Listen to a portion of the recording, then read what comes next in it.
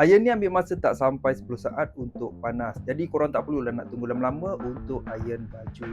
Ini adalah steam iron daripada Alto yang mana power dia sehingga 1200 watt. Korang gosok baju korang sekali lalu je terus licin. Tak perlu nak gosok berulang-ulang kali. Yang ni box dia. Dalam box korang akan dapat user manual, bekas sukatan air, steam iron dan dia punya tapak iron. Kalau korang rasa tak selesa pegang macam ni, sebenarnya korang boleh pusingkan handle dia macam ni. Jadi lebih selesa dan lebih senang untuk iron baju bila pegang macam ni.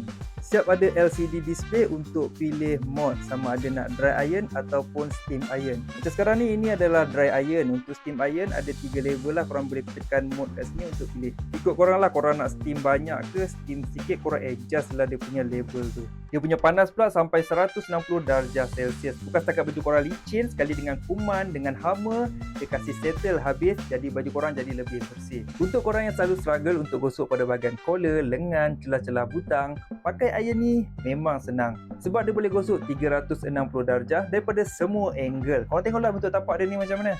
Korang nak iron baju atas meja, boleh nak iron baju secara tergantung, boleh nak dry iron, boleh nak steam iron pun boleh. Ikutlah mana-mana yang korang rasa sesuai dengan korang. So kalau korang jenis yang tak suka tunggu lama-lama untuk iron baju, boleh dapatkan steam iron ni dekat link yang telah disediakan.